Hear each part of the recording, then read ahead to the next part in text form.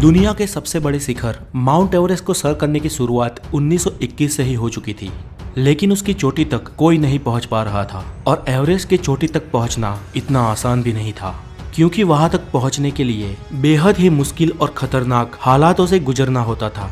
क्योंकि 29,028 फीट की इस मंजिल के रास्ते में बहुत सारे मौत के दरवाजे हैं।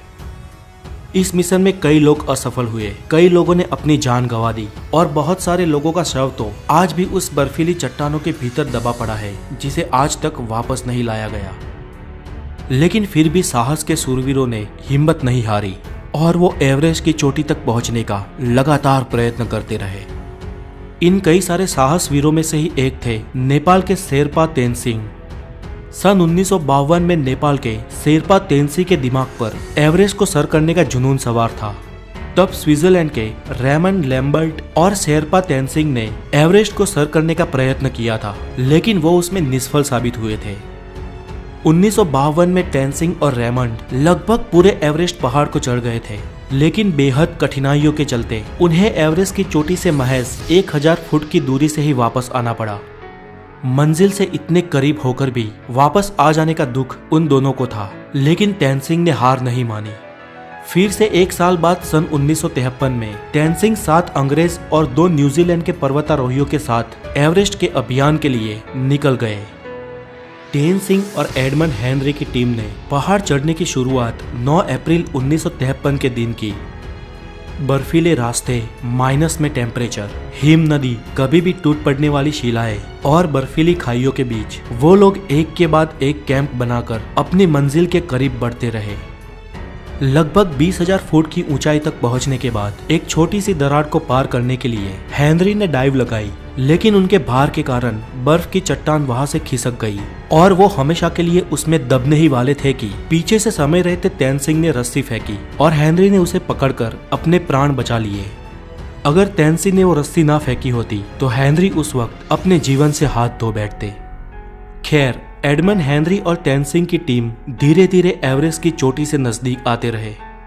उनसे पहले चढ़ाई को शुरू करने वाली चार्ल्स इवान की 9 सभ्यों की एक टीम थी, जो तेनसिंह की टीम से पहले एवरेस्ट को चढ़ने वाली थी। अगर किसी कारण इवान्स की टीम एवरेस्ट में चढ़ने को निष्फल हो या चढ़कर वापस आ जाए, उसके बाद ही तेनसिंह की टीम को आगे बढ़ना था। हेनरी और तेनसिंह की टीम ने लगभग आधे से ऊपर एवरेस्ट को सर कर लिया था। एवरेस्ट की चोटी से पहले आने वाली ये आखिरी छोर सबसे खतरनाक माना जाता है, जहां पर पहुंचते पहुंचते कई लोगों ने आखिर में अपनी जान गंवाई है। एक तरफ इवान्स की टीम इनसे पहले आगे बढ़ रही थी और 26 मई के दिन माउंट एवरेस्ट के शिखर से वो लोग सिर्फ 300 फुट की दूरी पर थे। लेकिन इवान्स और उनके साथी बहुत थक चुके थे। उनके शरीर ने जवाब दे दिया था। उनमें अब एक कदम भी आगे बढ़ाने का हौसला नहीं था और वो चोटी से सिर्फ 300 फीट की दूरी पर वापस लौट गए। यहाँ पर इतिहास किसी और के नाम पे ही लिखा जाने वाला था। इवान्स की टीम के पीछे लौटते ही अब तेनसिंह और हेनरी की टीम को आगे बढ़ना था। रात में सोने के बाद सुबह तेनसिंह और उनकी टीम ने अपनी मंजिल की तरफ कदम बढ़ाए। तापमान -27 डिग्री सेल्सियस था। परिस्थिति बहुत कठिन थी, फिर भी इन साहसिकों ने हिम्मत नहीं हारी।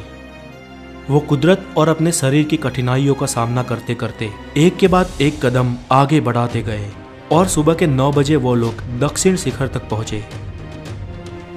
धीरे धीरे ऑक्सीजन खत्म हो रहा था और अब उनके पास उतना ऑक्सीजन भी नहीं था कि वो इस पूरे अभियान को ठीक से खत्म कर सके। तेनसिंह की गति धीमी हो रही थी, उनके पांव धीरे धीरे भारी हो रहे थे। कुछ यही हाल हेनरी का भी था। हेनरी ने तेनसिंह की तरफ देखा, उनको कुछ समय के लिए रोका और उनके ऑक्सीजन की नली को साफ किया, क्योंकि उनको सांस लेने में भी तकलीफ हो रही थी।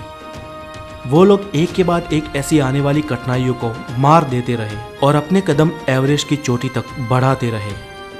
और आखिर में 29 मई 1953 के दिन शेरपा तेनसिंह और हेनरी का नाम इतिहास में दर्ज हो गया, जब वो सुबह के 11:30 पर दुनिया की सबसे ऊंची चोटी 29,028 फीट यानी 8,848 मीटर की ऊंचाई पर पहुंचे। तब उनकी खुशियों का कोई ठिकाना नहीं था।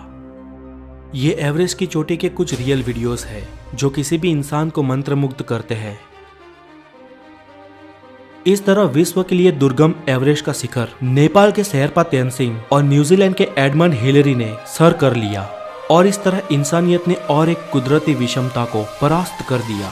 आज के लिए इतना ही, और अगर आपको ये डॉक्यूमेंट्री अच्छी लगी हो तो इसे हो सके उतनी शेयर और लाइक करें। Have a good day, take care.